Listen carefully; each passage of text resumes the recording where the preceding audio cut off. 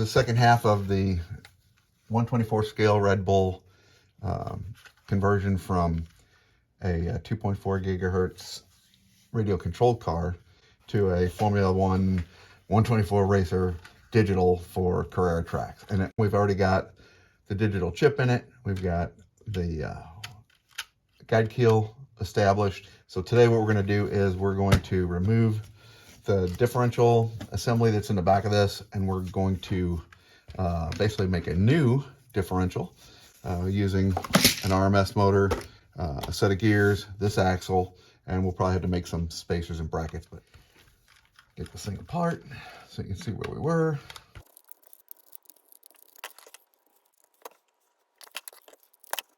All right, so this is the differential that we're going to replace. The process that I'm going to use is literally to chop this thing up. It's going to mount in place of this. It'll still have room for the chip, and we'll just move everything a little bit forward. This version of this particular 124 chassis has a location for a magnet. I have one that does not have a magnet on it, so I'm debating whether or not I'm going to use the one with the magnet or not. Once we get this thing stripped apart, I'll make that decision, because if this is in the way of my chip, then I don't want to do it. So I use this is a pop clip tool for automotive use. It pulls door panels off.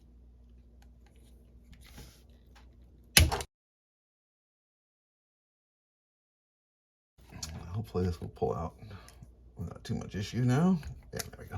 So we're not too worried about anything that's inside this differential housing.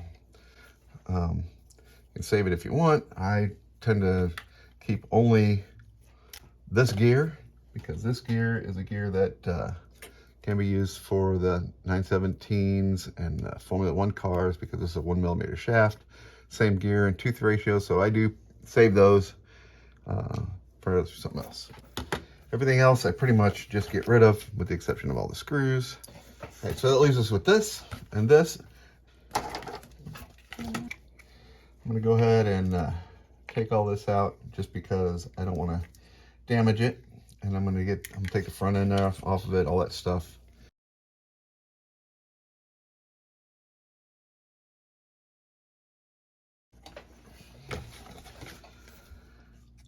Everything that's not something that holds the car together is going to come off.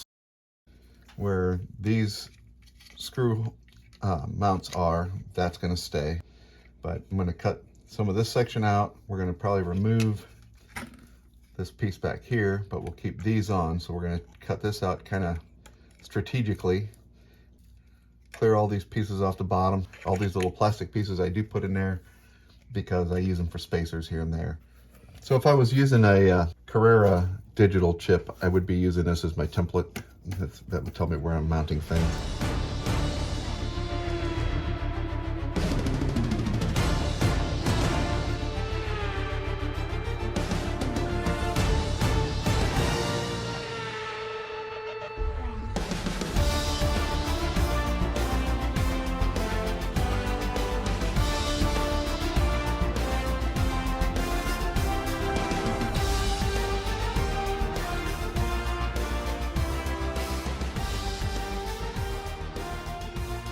You can see where the goal is going to be, is to get this mounted in here.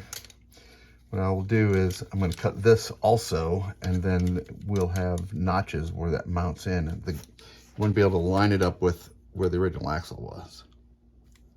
So like I say, all these raised surfaces are going to come off anyway, so I'm just going to go ahead and take them off now so that I have them out of the way. All right, so got that pretty smooth. There's some other areas here that are going to have to be chopped off, and I think the way this is going to go is we are just going to cut it right across here.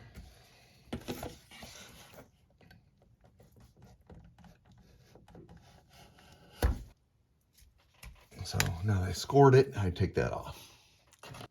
So what I'm doing is lining up the axle opening to get an understanding of where this is going to go. So once this is inverted, it'll fit inside.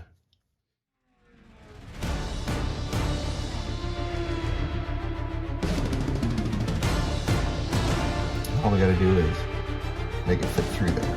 No, it's going to go to there.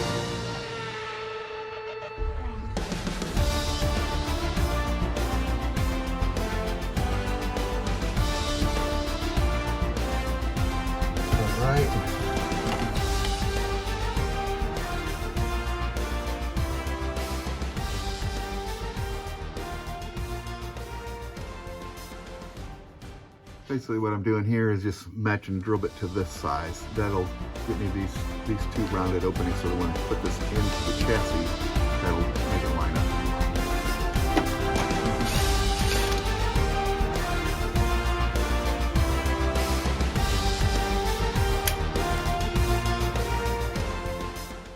Where this line is, that's from here and here, straight across. We gotta take that off.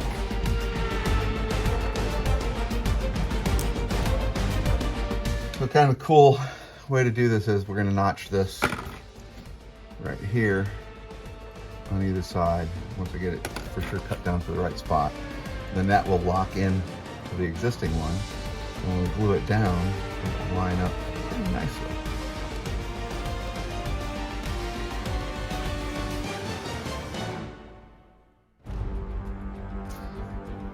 Notch through there. Now see. We're in the right spot yet. Oh, look at that. It snaps right in place. So our axle needs to go back a little bit. So we're going to notch that some more. It looks like it's going to go right to the end of that.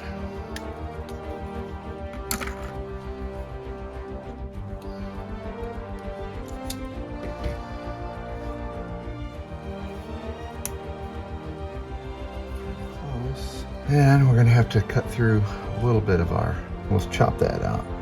The motor will sit in there. We'll just put it at an angle to match that motor thing. That way the holes for the chassis will stay lined up. And a lot of it's just cleanup. You don't want to take too much more off until you make sure that it's going to fit well in there with everything. And the nice thing is, there's enough room on this chassis. It's pretty forgivable as far as where the differential goes.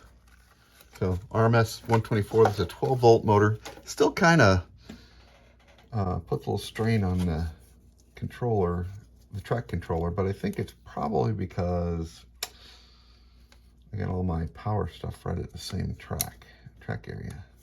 All right, so you can see what's happening here is the motor a little too wide. You see how it's pushing the frame out? So we got to chop that down, but I'm going to chop it at an angle because I don't want to take the whole thing off.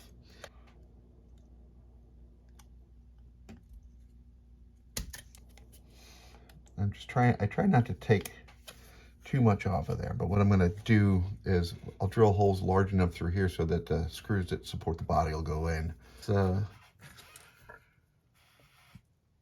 made sure that the motor didn't push the frame out, in which case now that's notched out. So what I'm doing now is just removing anything that's on the bottom that would prevent the glue from adhering. All right, last fit before I glue it. Looks good, looks good, looks good. Okay, time to glue.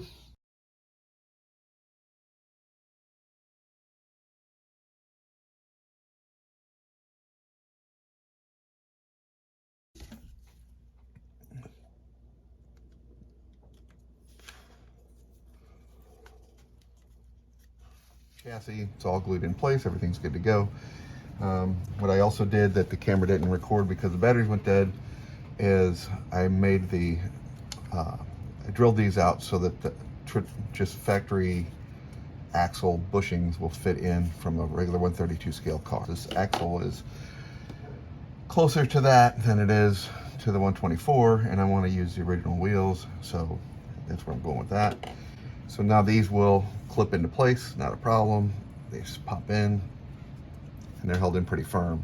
The problem is that the knurled edges of these original axles make them a little too large to go through there. So you have to machine the bushings out in order to put the axle in. The other, also along with that, is the new ring gear that's going to go on there, because it's the same thing. So it's a pretty simple task to get those out of there. Just have to already get those machined. I usually do it over in a drill press, but I'm going to go ahead and do it here in front of the camera so I don't have to reset everything. So there and there, and then we're just going to go through it.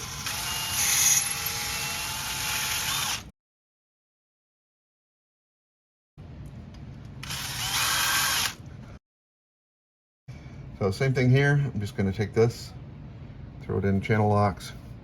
It's made of aluminum, so probably going to drill a little easier. I did back the, actually it looks like I lost, oh, I backed the screw out so that it won't get in the way of anything.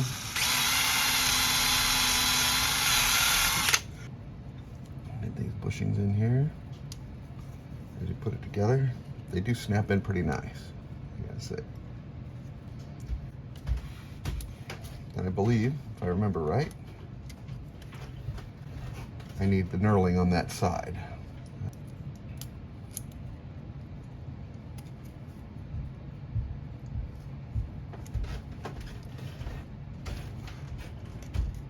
So in the case of this car, I'm going to have to also cut a small notch there, push it in the right spot for the motor. Let's see if that's the case. And there, the motor, you can see, will be pretty nice. I'm going to clean up just a few areas in there so it doesn't hit. I'm going to have a little wiggle room. I think we're going to be good about right there. That gives me a little bit of movement back and forth. Yeah, we're going to give that a try. So now I'm going to pop these on and then center everything up.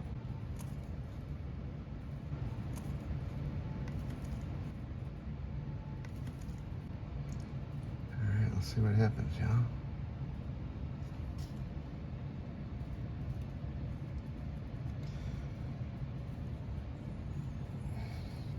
Very little movement for the most part.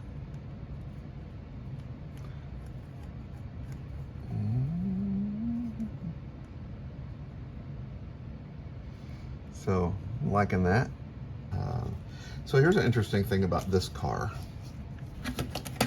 This bracket I 3D printed, and I chop them down and I put them on here usually, and on the last one I just mounted it so that it's right there, tighten it down, and it's good to go. But on this car, the distance here to the distance of the motor is on it. So this entire surface area of the chassis pushes down on the motor. So I'm going to attempt just putting it together and allowing the body to hold the motor down. So I think now it's just time to kind of reassemble it and see what happens.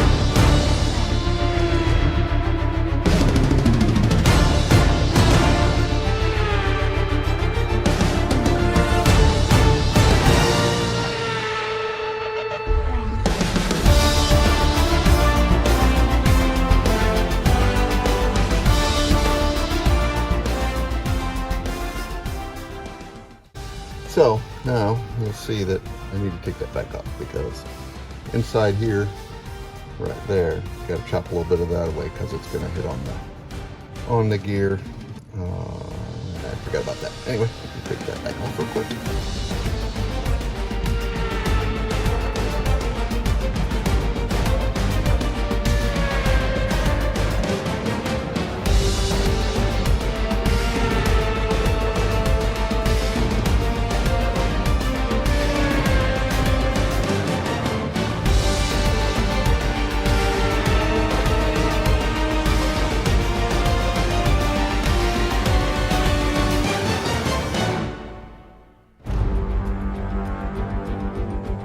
I'm going to need, take it down, sure, let's see. Barely, but it's going to go. So let's do this again.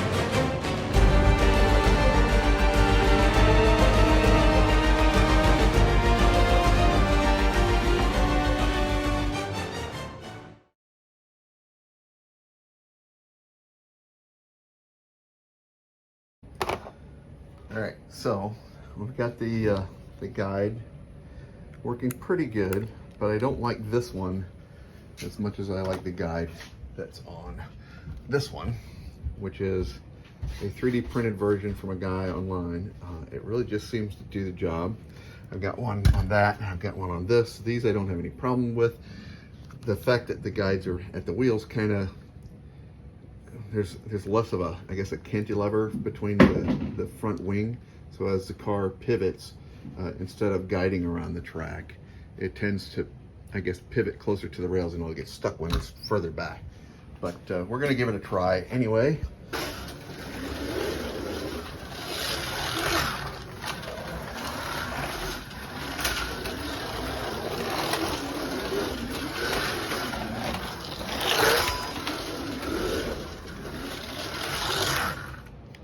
So not too bad. We just need to keep working at it. We'll make some adjustments as we go. As I make corrections, I'll go ahead and update the video.